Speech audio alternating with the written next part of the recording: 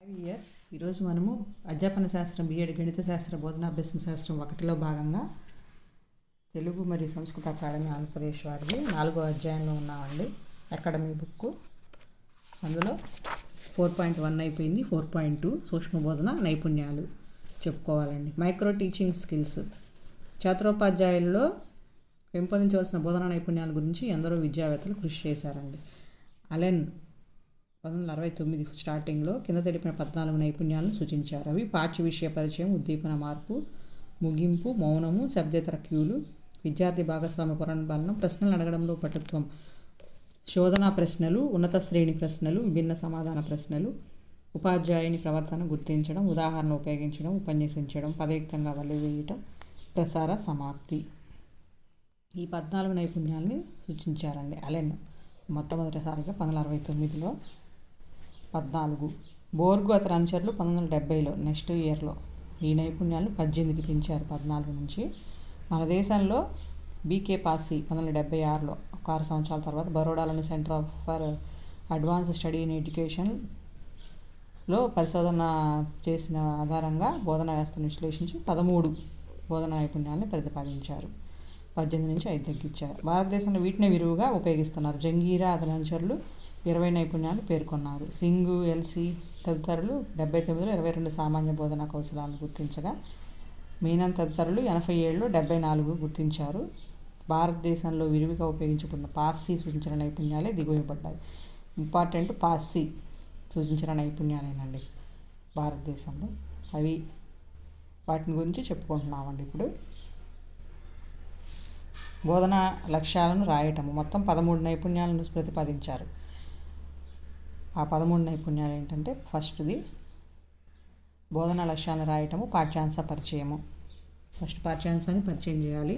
ప్రశ్నించడంలో ధారాళత, శోధించుటకై ప్రశ్నలు, వివరించాలి, ఉదాహరణ సహిత దృష్టాంతము, ఉద్దీపన వైవిధ్యము, పునర్బలనము, విద్యార్థి పాల్గొనడాన్ని అధికం చేయటము, నల్లబలను ఉపయోగించడం, నిశ్శబ్ద ప్రాతిపదిక సూచనలు, ముగింపును సాధించడం, పాల్గొను ప్రవర్తనను గుర్తించడము.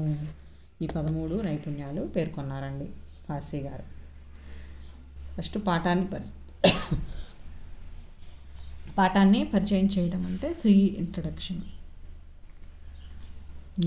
సెట్ ఇండక్షన్, తర్వాత విద్యార్థి పూర్వ అనుభవాలను ఉపయోగించడం, తగిన సాధనలు లేదా విధానాలని ఉపయోగించడము,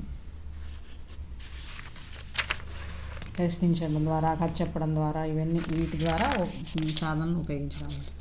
అవిచ్ఛిన్నతను కొనసాగించడం, అన్డిజైరబుల్ బిహేవియర్స్, అవిచ్ఛిన్నతను ల్యాక్ ఇన్ కంటిన్యూటీ, అవిచ్ఛిన్నత లోపము.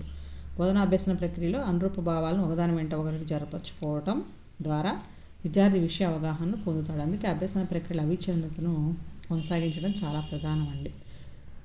ఒకదాని వెంట ఒకటి జతపరచుకోవడం వల్లే కదా విద్యార్థి అవగాహన పొందేది. అందుకని తర్వాత అవిచ్ఛిన్నత లోపం వల్ల సంబంధరహిత ప్రవచనాలు, ప్రశ్నలను ఉచ్చరించడము, ఇవన్నీ చూసుకోవాలండి. నెక్స్ట్ రెండో నైపుణ్యం వచ్చి విశదీకరించే నైపుణ్యం, స్కిల్ ఆఫ్ ఎక్స్ప్లెనేషన్. ఇది తెలుసు మీకు. వర్ణాత్మక విశదీకరణ, వ్యాఖ్యాన విశదీకరణ, కారణాన్ని తెలిపే విశదీకరణ, ఇవి 3. నెక్స్ట్ విశదీకరణ నైపుణ్యంలో ముఖ్యమైనటువంటి భాగాలు, అంశాలు ఏంటి, కాంపోనెంట్స్: ప్రారంభ, ముగింపు, వచనాలు లేక వివరణలు ఇవ్వటం, స్పష్టత, అవిచ్ఛిన్నత, విశదీకరణ, లింకులు వాడటం, ఉద్దీపన కలిగించే ప్రశ్నలు వేయటం, ప్రణాళికబద్ధ పునశ్చరణ, విద్యార్థుల అవగాహనను పరీక్షించడము. ఇవన్నీ ఒకసారి అర్థం చేసుకుంటా చదువుకుంటా వెళ్ళిపోవడం అండి, ఇంపార్టెంట్ కాదు. ఆమోదయోగ్యంగాని ప్రవర్తనలు, డిజైరబుల్ బిహేవియర్స్, అశబ్దమైన వివరణలు, అవిచ్ఛిన్నత లేకుండా, కంటిన్యూటీ లేకుండా, మధ్యలో స్టాప్ అయిపోవడం అన్నమాట, లింక్ లేకుండా. ఉద్దీపన మార్పు ఏంటి, స్టిమ్యులస్ వేరియేషన్. ఈ విధంగా మనం నైపుణ్యాలని ఉపయోగిస్తాము. నెక్స్ట్ ఉద్దీపన మార్పునందల అంశాలు ఏంటి, సంబంధిత ప్రవర్తనలు, ఉపాధ్యాయుని కదలికలు ఉన్నాయి, మూమెంట్స్ ఏంటి, తరగతిలో చోటు నుంచి ఏరో చోటుకు ఉపాధ్యాయుని ఉద్దేశపూర్వకమైన కదలికి, ఉదాహరణకి బోర్డుపై రాయడానికి వెళ్ళటము, విద్యార్థుల పనిని పరీక్షించడం, వెనక్కు రావటము, విద్యార్థి సందేహాలు తీర్చడానికి వెళ్ళడం, ఇవన్నీ కదలికలు అవుతాయి. ఉపాధ్యాయుని అభినయాలు, గెస్చర్, ఉపాధ్యాయుల శాబ్దికేతర కదలికలు, కళ్ళు, చేతులు, శరీరము, ముఖ కవళికలు, బోధిస్తున్న అంశ ప్రాముఖ్యత నొక్కి చెప్పడానికి ఇవన్నీ ఉపయోగిస్తూ ఉంటారు. ఇంద్రియ కేంద్రీకరణలో మార్పు, ఫోకసింగ్. విద్యార్థి యొక్క అవధానంపై కేంద్రీకరణ, వినడం, చూడడం, తాకడం ద్వారా విద్యార్థి అభ్యసన ప్రక్రియలో పాల్గొనడం. విద్యార్థి అవధానంలో మార్పు, వినడం నుండి చూడడానికి, చూడడం నుండి వినడానికి లేదా రెండింటి మధ్య సమ్మేళనం చేయాలి. ఉదాహరణ, బోర్డును చూడండి, ఈ పటాన్ని చూడండి, చిత్రం గీయండి. తద్వారా ఉపాధ్యాయులు విద్యార్థుల ఉద్దీపనను మార్పు చేస్తూ ఉంటారు. తర్వాత కంఠంలో మార్పు, చేంజ్ ఇన్ స్పీచ్ ప్యాటర్ను, ధ్వనిలో మార్పు, స్వరంలో మార్పు, స్థాయిలో మార్పు, వేగంలో మార్పు, కొన్ని క్షణాలు నిశ్శబ్దంగా ఉండడం మొదలైనవి. విద్యార్థి అభినందించినప్పుడు, దండించినప్పుడు ఒకే స్థాయి ఉండదు కదా. ప్రశ్నించిన వెంటనే కొన్ని క్షణాలు నిశ్శబ్దము, పాఠ్య విషయం ప్రాధాన్యతను తెలిపినప్పుడు స్థాయిలో మార్పు జరుగుతూ ఉంటాయి. శాబ్దిక విధానంలో మార్పు, శాబ్దికంగా విషయాన్ని వ్యక్తపరుస్తూ ఉంటాడు విద్యార్థి. ఉపాధ్యాయుని నుండి విద్యార్థికి, విద్యార్థి నుండి విద్యార్థికి, ఉపాధ్యాయుని నుండి తరగతి సమాచార ప్రసారం అనేది శాబ్దిక విధానంలో జరుగుతుంది.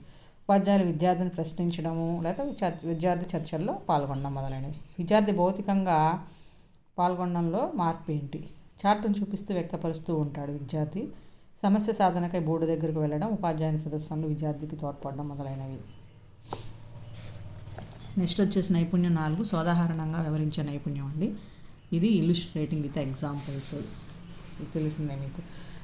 సాధారణంగా వివరించిన నైపుణ్యంలో భాగాలు ఏంటి? కాంపోనెంట్స్, తగిన ఉదాహరణలు ఇవ్వాలి, సులభమైన ఉదాహరణలు, ఆసక్తికరమైన ఉదాహరణలు, ఉదాహరణలు తగిన మాధ్యమాన్ని ఎన్నుకోవడం, ఆగమన నిగమన అవన్నీ ఉపయోగించడం, తగిన ఉదాహరణలు ఇవ్వడం, ఇవన్నీ మీకు తెలిసినవి. చూసుకొని చదువుకుంటూ వెళ్ళిపోవచ్చు. కథలు చెప్పడం అలాంటివి మాధ్యమం అంటే ఇక్కడ ఉదాహరణ తగిన మాధ్యమం అంటే కథలు చెప్పడం. ఆసక్తికరమైన ఉదాహరణలు, ఇంట్రెస్ట్ పెంచడానికి ఉదాహరణలు ఇవ్వడం. నెక్స్ట్ నైపుణ్యం ఇది శోధనా ప్రశ్నలు, ప్రోబింగ్ క్వశ్చన్స్. మనము ఇప్పుడు ఒక ప్రశ్న అడిగినప్పుడు ఏమి సమాధానం ఇవ్వకపోవచ్చు, తప్పు సమాధానం ఇవ్వచ్చు, లేదా కొంతవరకు సరైన సమాధానం ఇవ్వచ్చు. సరైనది కాకుండా కొంతవరకు సరైనదా, విద్యార్థి ఆ విషయం పట్ల పూర్తి అవగాహన లేదని చెప్పొచ్చు. అలాంటప్పుడు మన విద్యార్థులు లోతుగా ప్రశ్నిస్తే ఇక వారికి తెలిసిన దానిపై అనేక రకాల ప్రశ్నలు వేయడం ద్వారా వారి సందేహాన్ని నివృత్తి చేయడమే కాకుండా సరైన సమాధానం రాబట్టవచ్చు. ఈ విధంగా మనం శోధించవచ్చు అన్నమాట ప్రోబింగ్ క్వశ్చన్స్ ద్వారా. శోధించే ప్రశ్నల ఉద్దేశం ఏంటంటే విద్యార్థి అవగాహన స్పష్టపరచడం పాఠ్యాంశం గురించి, విద్యార్థుల నుండి సరైన సమాధానాన్ని రప్పించడం అన్నమాట. ఒక్క స్థాయిలో లెవెల్ వైజ్గా లెవెల్ 1, లెవెల్ 2, లెవెల్ 3లో స్థాయిలో ప్రశ్నించడం ద్వారా ఎక్కువ సంఖ్యలో విద్యార్థులు పాల్గొనేలా చేయటము, లోతైన అవగాహనను పెంపొందించడము. ఈ విధంగా శోధనా విధానాలు, శోధనా ప్రశ్నల రకాలేంటి? ప్రాంప్టింగ్ విధానము, ఇది విద్యార్థిని లోతుగా ఆలోచింపజేస్తుంది అన్నమాట. ప్రశ్నలో వరుస సూచనలు విద్యార్థిని సరైన దిశలో ఆలోచించి సరైన సమాధానాన్ని రాబడతాయి అన్నమాట. సూచనలు వరుసగా ఇస్తూ ఉంటుంది, ఇది చేయండి, నెక్స్ట్ ఇది చేయండి అన్నప్పుడు ఆలోచన చేసి సరైన సమాధానాన్ని రాబడతారు. అదనపు సమాచారాన్ని సేకరించే విధానం, వాళ్ళకి ఇంట్రెస్ట్ ఉందనుకోండి ఆ సమ మీద, ఇలాంటిదే ఇంకో సమ వెతకడానికి ట్రై చేస్తారనమాట. పునః కేంద్రీకరణ విధానం, పునః మార్గాన్ని చూపే విధానము, విమర్శనా దృష్టిని పెంపొందించే విధానము, ఇవన్నీ వస్తాయన్నమాట. అంటే సరైన సమాధానం ఇచ్చినప్పుడు ఎలా, ఎందుకు అని లోతైన ప్రశ్నలు వేయడం ద్వారా పాఠ్య విషయం పట్ల విద్యార్థి యొక్క విమర్శనా దృష్టిని మెరుగుపరుస్తుంది. నైపుణ్యం 6, పునర్బలన నైపుణ్యం, స్కిల్ ఆఫ్ రీఇన్ఫోర్స్మెంట్. ఇప్పుడు విద్యార్థి సత్ప్రవర్తన మనం గుర్తించి ఉన్నప్పుడు అదే స్పందన ఉపాధ్యాయుని నుంచి మళ్ళీ పొందడానికి అదే ప్రవర్తన మళ్ళీ ప్రదర్శించడం జరుగుతుంది. ఎందుకంటే అభినందన యొక్క శక్తి అలాంటిదన్నమాట. ఉద్దీపన స్పందనల మధ్య సంబంధాన్ని బలోపేతం చేయడాన్నే పునర్బలనం అంటారు. ఇక్కడ ఇంపార్టెంట్ బిట్ వచ్చింది. ఉద్దీపన స్పందనల మధ్య సంబంధాన్ని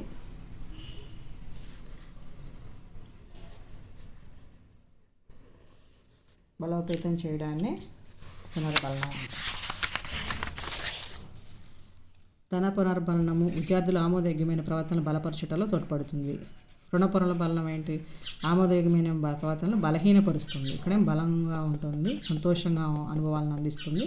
ఇక్కడ ప్రవర్తనలని బలహీనపరుస్తుంది. రుణ పునర్బలనం నెగిటివ్ రీఇన్ఫోర్స్మెంట్, పాజిటివ్ రీఇన్ఫోర్స్మెంట్. ఆమోదయోగ్యమైన ప్రవర్తన ధన శాబ్దిక పునర్బలాన్ని ఉపయోగించడం వల్ల, ప్రోత్సాహకరమైన పునర్బలాన్ని ఉపయోగించడం వల్ల good, very good, excellent, right, ఇవన్నీ సూపర్, ఇవి విద్యార్థులు చెప్పిన దాన్ని అంగీకరించడం, విద్యార్థుల సమాధానం మరలా చెప్పడం. ధన శబ్దేతర పునర్బలాన్ని ఉపయోగించడము, సమాధానాలను రాయమంటము, అభినయాలు చేయటము, ఆ సంతృప్తికరమైన భావాలను వ్యక్తీకరించడము, తల ఆడించడం మొదలైనవి. ఆమోదయోగ్యం కానీ పునర్బలాన్ని ఉపయోగించడం, రుణ శబ్ద పునర్బలనం, వద్దు, తప్పు కాదు, తప్పు కాదు, ఆపు మొదలైన నిరుత్సాహపరిచే పునర్బలాలను వాడటము. నిరుత్సాహపరిచే వాక్యాలు అలా కాదు, ఇలా కాదు, అలా చేయకు అనేవి ఆమోదయోగ్యం కానీ పునర్బలనాలు. రుణ శబ్దేతర పునర్బలన, ధన శబ్దేతర పునర్బలనకు వ్యతిరేకం అండి. కనురెప్పలు పైకి కదిలించడం, తీక్షణంగా చూడటం, సమాధానం ఇచ్చే కొద్దిమందిని ఎక్కువగా ప్రోత్సహించడం, అవసరమైనప్పుడు పునర్బలాన్ని వాడకపోవడం, అవసరమైన చోట పునర్బలాన్ని ఉపయోగించడం మొదలైనవి. అవసరమైనప్పుడేమో వాడకపోవడం పునర్బలాన్ని, అవసరమైన చోట పునర్బలాన్ని ఉపయోగించడం. ఇవన్నీ కొన్ని చోట్ల ఉపయోగిస్తాం, కొన్ని చోట్ల వాడమండి. అలా విధంగా తరగతి గది నైపుణ్యం ఏడు తరగతి గది ప్రశ్నలను నిర్మించడం, స్ట్రక్చరింగ్ క్లాస్ రూమ్ క్వశ్చన్స్.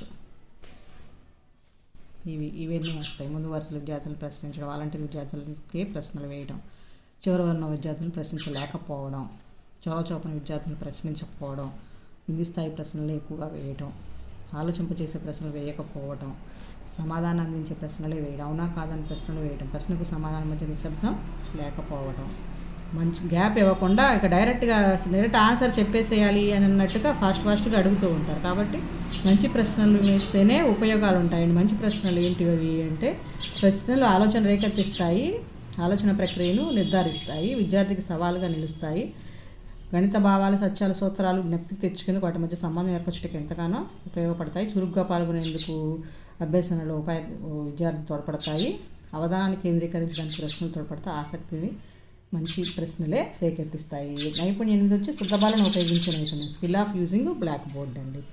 ఇది సూత్ర ఆవిష్కరణకు, సమస్య సాధనకు, సిద్ధాంత నిరూపణ, జ్యామితీయ పటాలు నిర్మించడం, చిత్తు పటాలను గీయడానికి, ఇవి ముఖ్యాంశాలు రాయడానికి, ఈ విధంగా అనేక విధాలుగా ఉపాధ్యాయునికి ఉపయోగపడుతుంది.